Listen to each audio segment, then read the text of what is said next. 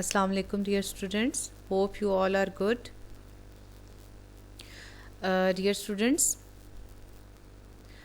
today chapter number 7 electrochemistry, the topic will be the electrolytic cell and uses of electrolytic cells. Dear students, hope you have read and learned about the differences between electrolytic cell and galvanic cell. Now, one by one, we will study in detail about electrolytic cell and galvanic cell and their applications and uses. Okay, dear students, recall what is electrolytic cell, and then we will, after the lesson, you will be able to construct a sketch the electrolytic cell, describe the working of electrolytic cell, and pen down the uses of electrolytic cell. सो आपको electrolytic cell के बारे में know how है थोड़ी सी. अब हम उसको क्या करेंगे कि हम डिटेल के साथ उसका स्केच पढ़ेंगे, कि उसकी डायग्राम पढ़ेंगे और फिर उसकी वर्किंग पढ़ेंगे और कुछ हम यूजेस के बारे में आज पढ़ेंगे. तो आज का टॉपिक हमारा सिंपल सा छोटा सा टॉपिक है, बट इसके लिए आपको गैल्वेनिक सेल और इलेक्ट्रोलिटिक सेल के डिफरेंस के बारे में भी पता होना चाहिए. Okay, dear students, so let us start our today's topic, electrolytic cell. Electrolytic cell, it consists of a vessel containing electrolyte Mx. एक कंटेनर होगा, लेट सपोज एक आपने कंटेनर लिया, उसमें आपने एक इलेक्ट्रोलाइट लिया. इलेक्ट्रोलाइट वो सब्सटेंस है जो कि इलेक्ट्रिसिटी जिसके अंदर से पास हो जाती है, whether it is in a molten form और एक्वस फॉर्म. हमने ऐसा एक इलेक्ट्रोलाइट चूज़ कर लिया Mx. Mx मतलब M जो है वो मेटल से आ रहा है और X नॉन मेटल से आ रहा है, आयनिक बॉन्ड है इनके दरमियान में. जब ये ब्रेक होगा तो M पॉजिटिव बन जाएगा, X नेगेटिव बन जाएगा, तो ये इलेक्ट्रोलाइट कहलाएगा. ठीक है. फिर उसके बाद उसी वेसल के अंदर दो इनर्ट इलेक्ट्रोड्स हैं. इनर्ट इलेक्ट्रोड का मतलब है कि वो इलेक्ट्रोड्स खुद पार्टिसिपेट नहीं कर रहे होंगे, लेकिन वो इलेक्ट्रोड्स जो हैं वो कंडक्ट कर रहे होंगे, वो कैरी करेंगे इलेक्ट्रॉन को टू और from the substance to the other than a metal. ठीक है. खुद वो रिएक्ट नहीं कर रहे, लेकिन वो कैरियर होंगे, इलेक्ट्रॉन को पास करेंगे सोल्यूशन में से आउटर सर्किट में. ठीक है. तो ये इलेक्ट्रोड्स होंगे और एक बैटरी चाहिए होगी. बैटरी क्यों चाहिए होगी? This is external source of battery which is needed to which is the source of electrical energy which is needed in the progression of chemical reaction. Electrolytic cell की definition ही ये थी कि it is a type of electrochemical cell which needs electrical energy to be converted into chemical energy, which needs external source of electrical energy, electrical source, battery, for the progression of chemical energy. तो chemical energy chemical reaction की progression के लिए उसको electrical source की ज़रूरत थी, वो battery है यहाँ पे. तो electrolytic cell, it is a type of a cell, type of a electrochemical cell which converts electrical energy into chemical energy. ठीक है. तो उसको चलाने के लिए इलेक्ट्रिकल सोर्स की ज़रूरत थी, इसलिए हमने बैटरी यूज़ की. ठीक है. इससे पहले इलेक्ट्रोड की जो टर्म है, इलेक्ट्रोड की डेफिनेशन आपने नहीं पढ़ी, तो यहाँ से आप एक इलेक्ट्रोड की डेफिनेशन देख लें कि it is a conductor in a circuit. किसी भी सर्किट के अंदर कंडक्टर है जो कंडक्ट कर रहा है, पास कर रहा है, कैरीज द इलेक्ट्रॉन टू और from a substance other than a metal. For example graphite rods. अब आप पिक्चर देखेंगे तो आपको इसकी ज़्यादा समझ आएगी. इलेक्ट्रोलिटिक सेल के अंदर तीन चीज़ें होना ज़रूरी हैं. एक वेसल जिसके अंदर इलेक्ट्रोलाइट फिल किया हो, वेसल मतलब एक कंटेनर. फिर दो इनर्ट इलेक्ट्रोड्स होंगे और एक बैटरी होगी. ठीक है. यहाँ देखें, ये एक सिंपल स्केच है इलेक्ट्रोलिटिक सेल का. ये एक आपके पास रेड कलर का इलेक्ट्रोड है और एक आपके पास ब्लैक कलर का इलेक्ट्रोड है. इलेक्ट्रोड रॉड की फॉर्म में हो सकते हैं, प्लेट की फॉर्म में हो सकते हैं, किसी भी फॉर्म में हो सकते हैं वो उसकी. जिस तरह ये यहाँ पे हमने इलेक्ट्रोड, रेड इलेक्ट्रोड और ब्लैक इलेक्ट्रोड जो है ये स्ट्रिप की फॉर्म में हो सकते हैं, ये हमने यूज़ किए हुए. ये एक इलेक्ट्रोड, इन इलेक्ट्रोड का क्या काम है, यहाँ से देखें कि ये सोल्यूशन है. सोल्यूशन ये बीकर है जिसे वेसल कहा है. इस वेसल के अंदर इलेक्ट्रोलाइट मौजूद है Mx. इलेक्ट्रोलाइट कौन सी मौजूद है? Mx. Mx जब आयोनाइज हो जाएगी वाटर के अंदर, क्योंकि इसका एक्वस सोल्यूशन बनाया हुआ है, तो M पॉजिटिव बनाएगी जिसे कैटाइंस कहते हैं, उनके ऊपर पॉजिटिव चार्ज होगा, और X नेगेटिव बनाएगी जिसे एनाइंस कहते हैं, उनके ऊपर नेगेटिव चार्ज होगा. अब यहाँ पे हम देखेंगे कि ये पॉजिटिव नेगेटिव स्प्लिट हो चुके हैं. ठीक है। अब एनाइंस जो कि नेगेटिवली चार्ज हैं, जिस प्लेट की जिस इलेक्ट्रोड की टुवर्ड मूव कर रहे हैं, क्योंकि ये एनाइंस हैं तो जिस इलेक्ट्रोड की तरफ मूव कर रहे होंगे उस इलेक्ट्रोड का नाम एनोड हो जाएगा, उस इलेक्ट्रोड का नाम एनोड हो जाएगा। क्यों एनोड होगा? Because anions are moving toward that electrode. Electrode की दो टाइप्स हैं, कैथोड और एनोड। एक के ऊपर पॉजिटिव चार्ज, एक के ऊपर नेगेटिव चार्ज। इलेक्ट्रोलिटिक सेल में एनोड के ऊपर पॉजिटिव चार्ज, कैथोड के ऊपर नेगेटिव चार्ज। तो इलेक्ट्रोड दो किस्मों के हैं, एनोड और कैथोड। एनोड कौन सा इलेक्ट्रोड है? जिसके टुवर्ड एनाइंस मूव करेंगे, क्योंकि एनाइंस के ऊपर नेगेटिव चार्ज है, वो अपने ऑपोजिट चार्ज वाली प्लेट के टुवर्ड मूव करेगा, तो वो पॉजिटिव जो प्लेट होगी, पॉजिटिव इलेक्ट्रोड जो होगा वो एनोड कहलाएगा इस केस में।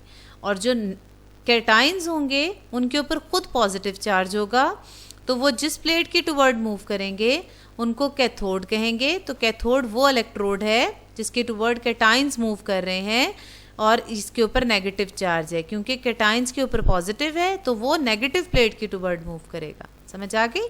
कैटाइंस और एनाइंस का जो चार्ज है वो अपने ऑपोजिट चार्ज वाली प्लेट के टुवर्ड मूव करेगा, तो उन्हीं की बेस पे इनका नाम cations are moving toward cathode and anions are moving toward anode.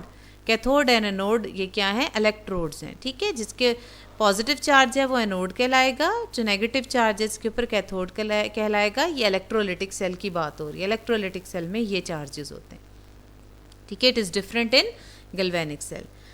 ये समझ आ गई? इलेक्ट्रोलिटिक वेसल है जिसमें इलेक्ट्रोलाइट डाला हुआ है Mx, और वो इलेक्ट्रोलाइट जो है पॉजिटिव नेगेटिव में कन्वर्ट हो गया, और ये एरो शो कर रहे हैं दो इनर्ट इलेक्ट्रोड हमने डाले हैं। दो इनर्ट इलेक्ट्रोड जो हैं वो उनकी टुवर्ड कैटाइन और एनाइन मूव कर रहे हैं। इलेक्ट्रोड का नाम एनोड और कैथोड है। एनोड के ऊपर पॉजिटिव, कैथोड के ऊपर नेगेटिव चार्ज है।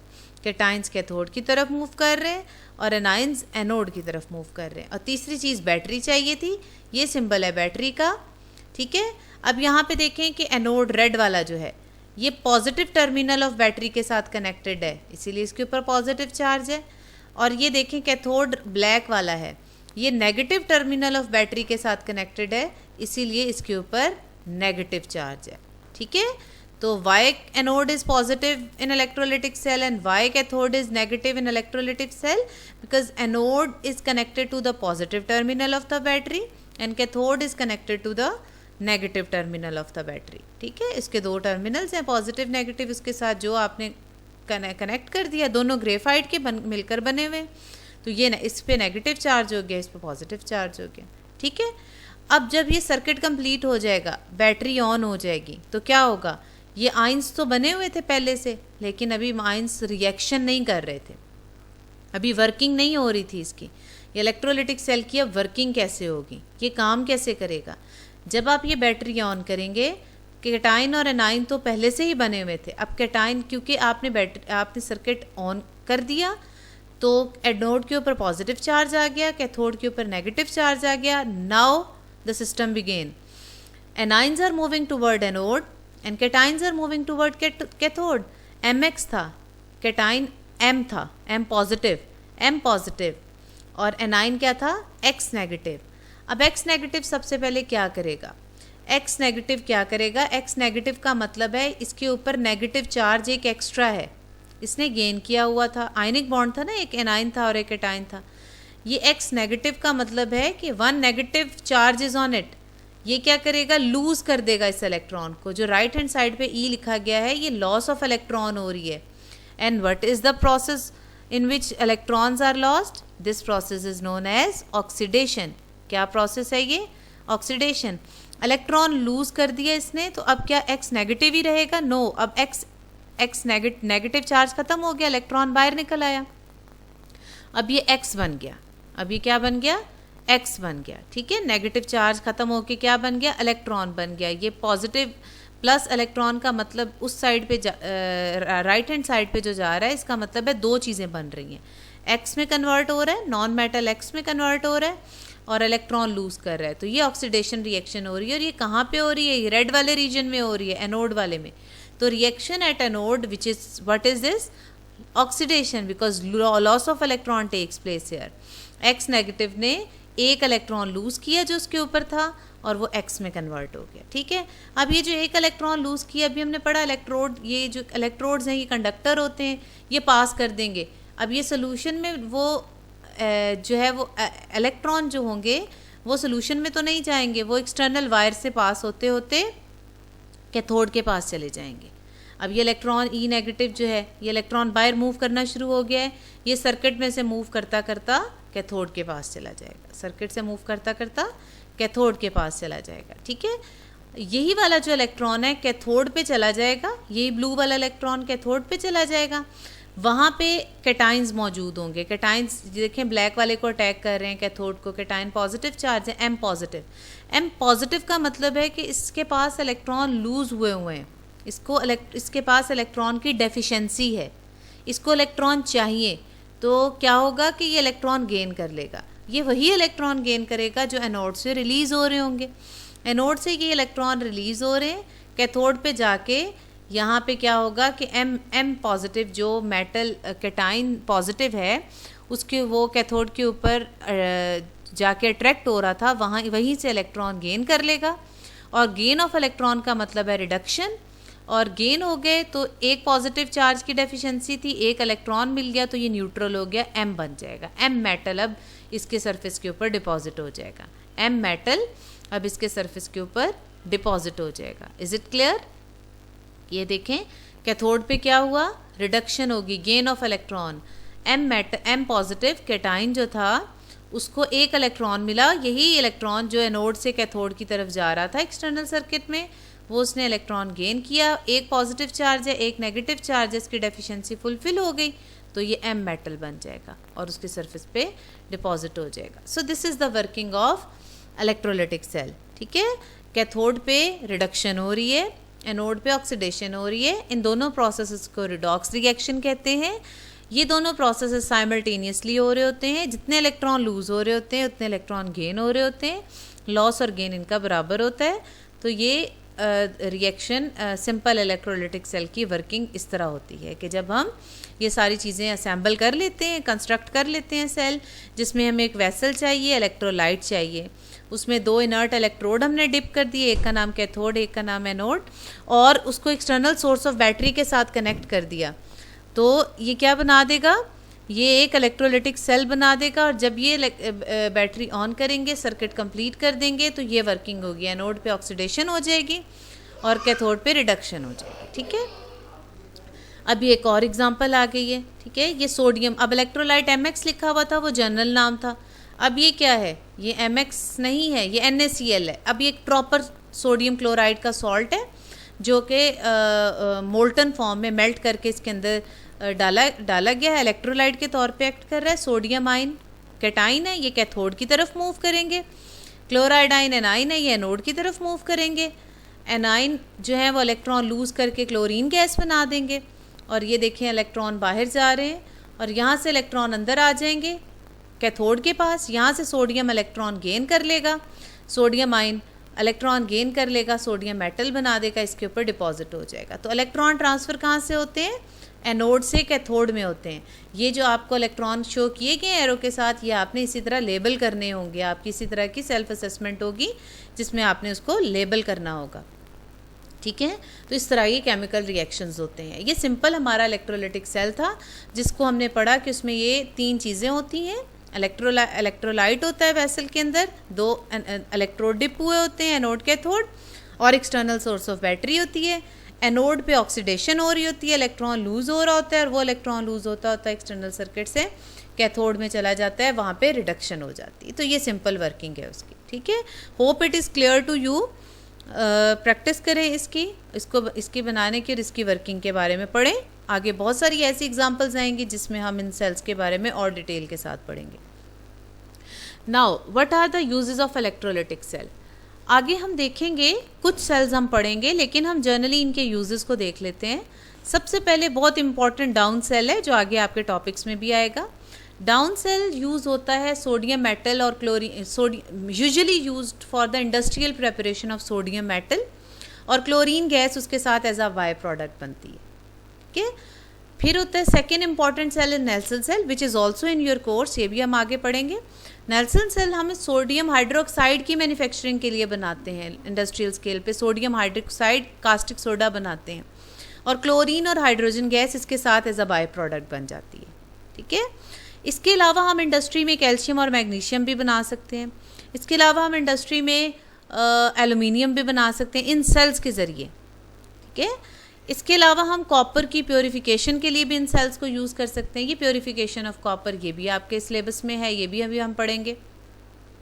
इसके अलावा आप मेटल को आपने सेव करना है, प्रिवेंट करना है कि मेटल्स जो हैं उनकी रस्टिंग ना हो, कोरेजन ना हो, तो उसके लिए एक मेथड होता है इलेक्ट्रोप्लेटिंग। हम उसके ऊपर किसी और मेटल की प्लेटिंग कर देते हैं जिसकी वजह से वो प्रिवेंट हो जाता है कोरेजन से, तो और उसकी लाइफ बढ़ जाती है। तो इलेक्ट्रोप्लेट कर देंगे, जिस तरह टिन है, निकल है, सिल्वर है, स्टील के ऊपर हमने इसकी इलेक्ट्रोप्लेटिंग कर दी। तो ये भी आपके कोर्स में इलेक्ट्रोप्लेटिंग भी अभी हम आगे पढ़ेंगे। इन सेल्स को इसी तरह हम देखेंगे, सेल कंस्ट्रक्ट करेंगे, देखेंगे कि किस तरह इलेक्ट्रोप्लेटिंग होती है, ठीक है। तो ये यहाँ पे जर्नल यूजेस बताए हुए थे, तो उसमें इनको कोट करना ज़रूरी था। फिर उसके अलावा एनोडाइज्ड एल्युमिनियम बनाने के लिए यूज़ किया जाता है इलेक्ट्रोलिटिक सेल को। एनोडाइज्ड एल्युमिनियम मतलब ये कि इस एल्युमिनियम का ये फंक्शन होता है कि ये डाइज को एब्जॉर्ब करता है, और डाइज को जब एब्जॉर्ब करेगा तो मेटालिक रेड, मेटालिक ब्लू और डिफरेंट मेटालिक कलर्स मेटल की सरफेस के ऊपर आ जाएंगे। तो इसलिए हम इसको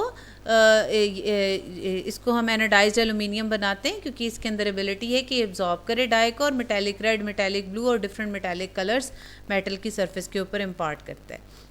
तो बच्चों हम जो आगे डिटेल में पढ़ेंगे इन यूजेस में से डाउन सेल पढ़ेंगे, नेल्सन सेल पढ़ेंगे,